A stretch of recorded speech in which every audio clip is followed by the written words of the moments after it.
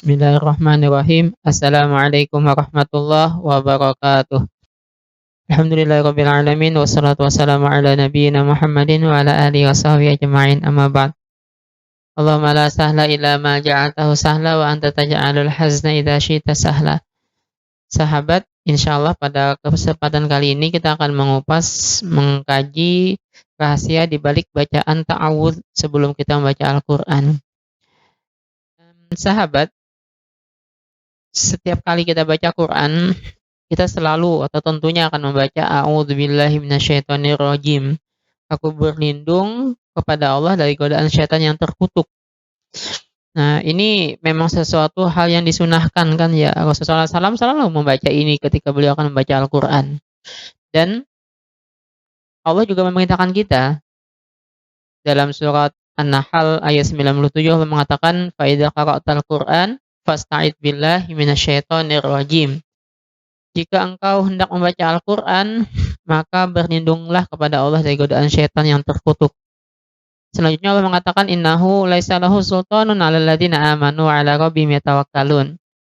Karena sesungguhnya syaitan itu tidak mempunyai kekuatan terhadap orang yang beriman dan orang yang bertawakal kepada Allah.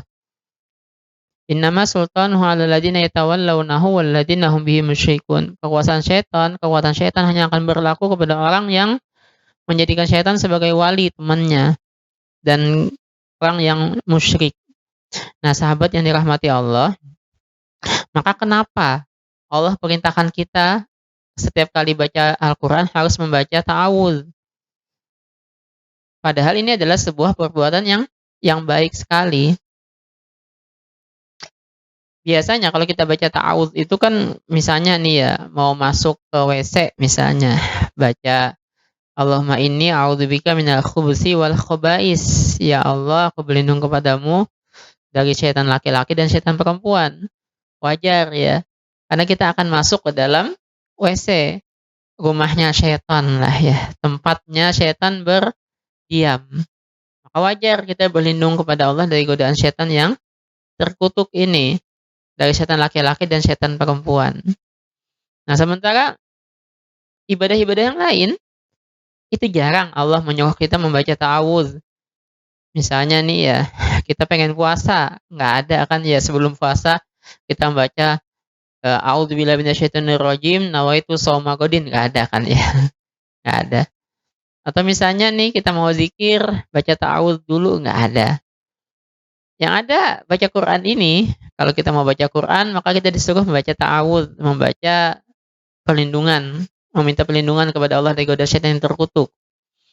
Yang ada juga mau masuk masjid kan ya, kita disuruh juga kan baca ta'awudz sebelum yang membaca Allahumma ghfir li dzunubi waftah li abwaaba rahmatik. Kita disuruh membaca a'udzubillahil azim wa biwajhil karim wa sultanihil qadim minasyaitonirrajim. Aku berlindung kepada Allah yang Maha Agung, dengan zatnya yang maha mulia dan kekuasaannya yang tiada batas, yang tidak ada awalnya, dari godaan syaitan yang terkutuk. Ada memang kalau kita mau masuk masjid, tapi ibadah yang lain nggak ada. Kita mau sholat sekalipun nggak ada tuh perintahnya kita secara langsung untuk disuruh membaca Al-Quran atau untuk disuruh kita berlindung dari godaan syaitan yang terkutuk, nggak ada.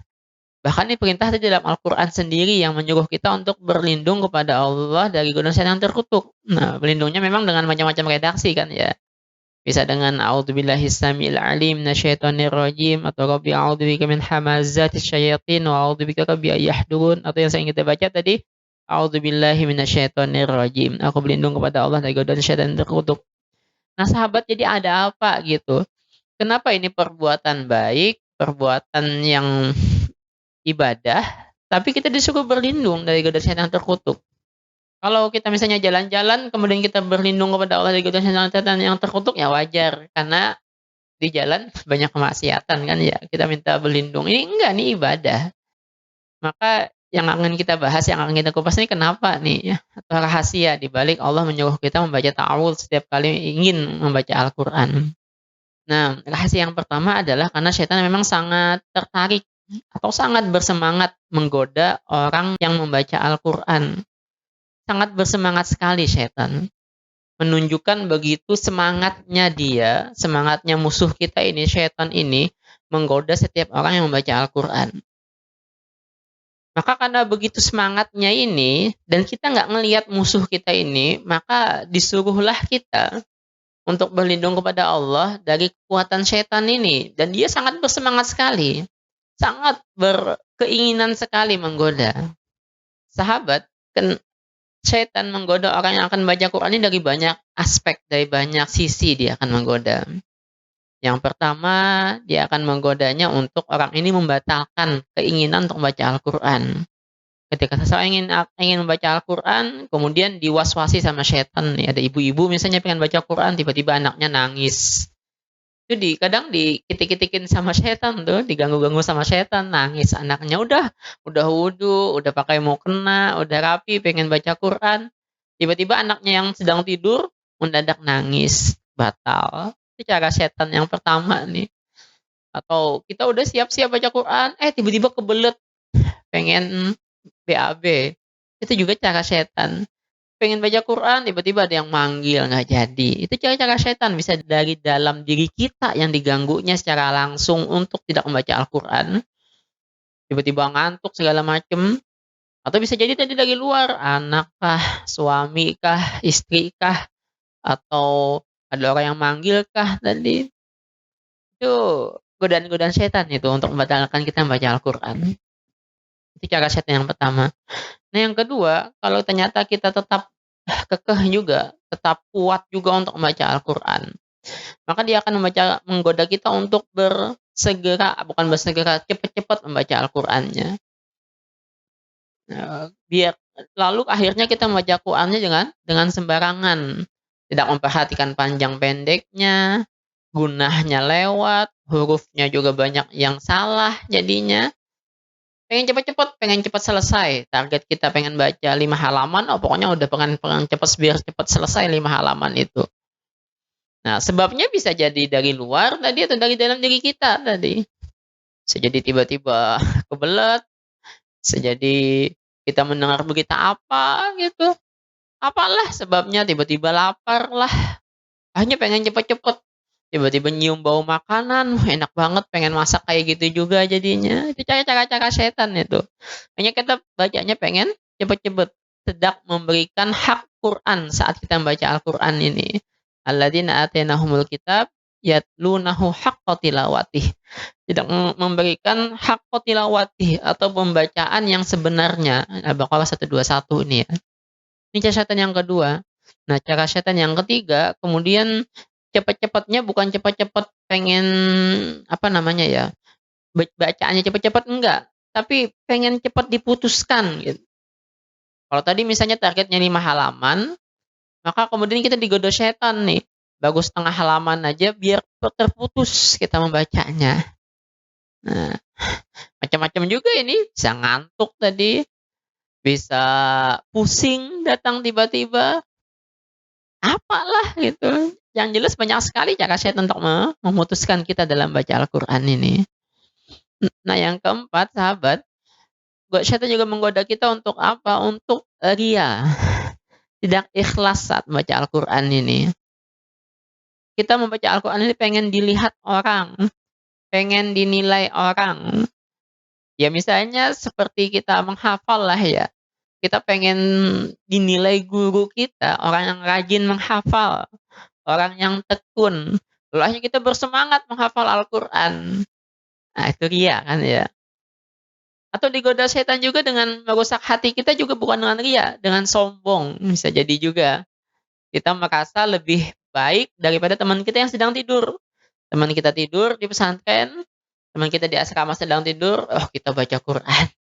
Kemudian muncul tuh godaan dari setan, dibisik-bisikin, kamu memang hebat, teman tidur, kamu tetap kuat ibadah, kamu tetap tekun ibadah, kamu tetap bersemangat, top memang kamu itu, katanya setan. Nah ini godaan yang keempat dari setan, merusak hati kita dengan ria dan dengan sombong, dengan ujub dan sombong gitu digodanya. Ya, kalaupun kita tetap membaca dengan kondisi seperti ini, bagaimana hasilnya? Nggak ada kan ya. Nihil, atau bahkan bukan nihil, bukan pahala yang kita dapatkan. bahkan dosa yang kita dapatkan karena kita mengharapkan pujian, mengharapkan sesuatu dari manusia dari apa yang kita baca atau dari Al-Qur'an ini. Atau bahkan tadi kita merasa lebih hebat daripada orang lain dengan bacaan Al-Qur'an. Ini cara setan yang keempat nih. Jadi dia bukan masuk dari satu segi aja. Makanya Allah menggambarkan godaan setan ini dari berbagai arah kan ya. Surat Al-A'raf itu summa la'atiyannahum min baini aydihim wa min khalfihim wa an aymanihim wa an syama'ilihim, katanya setan. Aku akan menggoda mereka dari depan, dari belakang, dari kanan, dari kiri, ya kayak itulah. Tidak berhasil yang satu, pindah ke yang satu lagi. Berhasil yang satu, pindah yang ke satu lagi. Tidak berhasil yang satu, pindah lagi ke yang satu lagi. Jadi nggak pernah akan berhenti godaan setan ini. Nah, makanya kita nggak akan bisa menghadapi semua godaan atau cara-cara setan ini kecuali dengan pertolongan Allah saja. Makanya saat baca Quran kita diperintahkan untuk membaca ta'awudz itu. A'udzubillahi minasyaitonirrajim. Nggak akan sanggup kita. Yang kita kontrol harus pikiran kita, yang kita kontrol harus hati kita, semangat kita, kondisi lingkungan sekitar kita. Karena tadi setan bukan cuma sekedar mengganggu pada dalam diri kita saja, tidak. Tapi bisa jadi ke anak kita, bisa jadi ke suami istri kita, bisa jadi ke orang tua kita. Mau baca Quran, tiba-tiba kita ngedengar orang tua kita sakit, batal lah ingin kita baca Quran itu. Ini yang keempat sahabatnya. Yang kelima, kemudian kita baca Quran. Digoda syaitan untuk apa juga? Untuk tidak ingin memahami kandungan tuh Al-Quran. Kita merasa cukup dengan hanya membacanya saja dan kita tidak ingin memahami kandungannya. Akhirnya apa? Kalau kita cuma sekedar membacanya saja dan tidak mengetahui kandungannya, akhirnya bisa jadi kemudian kita meninggalkan apa yang ada di dalam Al-Quran itu. Kita kemudian akhirnya bisa jadi melakukan apa yang dilarang Al-Quran dan meninggalkan apa yang diperintahkan Al-Quran. Bisa jadi seperti itu kan ya. Nah, aku kan nggak senang dengan orang seperti ini tentunya. Dan manfaat dari Al-Quran itu sendiri yang menjadi petunjuk seharusnya buat manusia juga nggak terlalu terasa. Karena cuma sekadar dibaca tapi tidak dipahami. Dan ini juga bagian dari godaan, bagian dari gangguan setan juga.